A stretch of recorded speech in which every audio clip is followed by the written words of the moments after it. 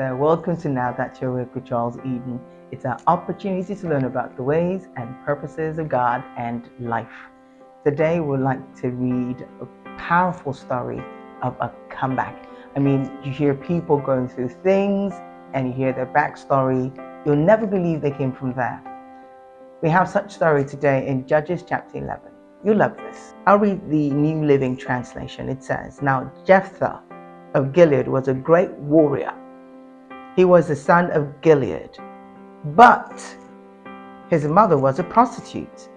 Gilead's wife also had several sons, and when these half-brothers grew up, they chased Jephthah off the land.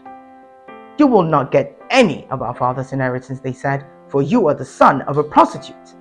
So Jephthah fled from his brothers and lived in the land of Tob. Soon he had a band of worthless rebels following him. At about this time, the Ammonites began their war against Israel. When the Ammonites attacked, the elders of Gilead sent for Jephthah in the land of Tob. The elders said, 'Come and be our commander. Help us fight the Ammonites.' But Jephthah said to them, 'Aren't you the ones who hated me and drove me from my father's house? Why do you come to me now when you're in trouble?' 'Because we need you,' the elders replied.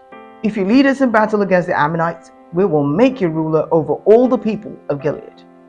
Jephthah said to the elders, 'Let me get this straight. If I come with you, and if the Lord gives me victory over the Ammonites, will you really make me ruler over all the people?' 'The Lord is our witness,' the elders replied. 'We promise to do whatever you say.' So Jephthah went with the elders of Gilead, and the people made him their ruler and commander of the army at Mizpah. At Mizpah, in the presence of the Lord, Jephthah repeated what he said to the elders. Then Jephthah sent messengers, and on he went to war, and he won. Really simple, great story. You're rejected because of a thing about you. His thing was his mom being a prostitute. Yours could be anything. It could be some setback. It could be anything. Put anything in that group. Put in that parenthesis. It could be anything that tries to take away from the authenticity of your greatness. He was a great warrior, but that was taking away from his greatness. But guess what? They chased him away and they came back. So this is what I'd like to say. Don't focus on the fact that you were rejected. Focus on your strength. Trouble yourself about your strength. Let everything be about your value and what you're going to give and what you can abound in. Let that be your focus entirely. So let's get some tips from Jephthah here. Number one, know your strength. Know who you are.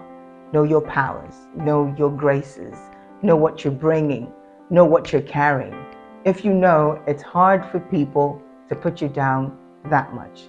They could see your disadvantage, but they could take away from the advantage of who you are.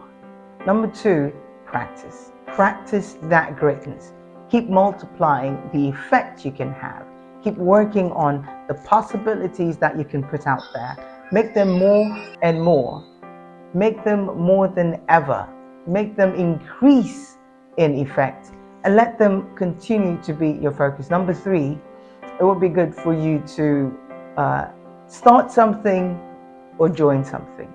Starting something would be very, very good. Start a band. He had people come around him and they just joined him as he did that. That increases your value. That just makes you better.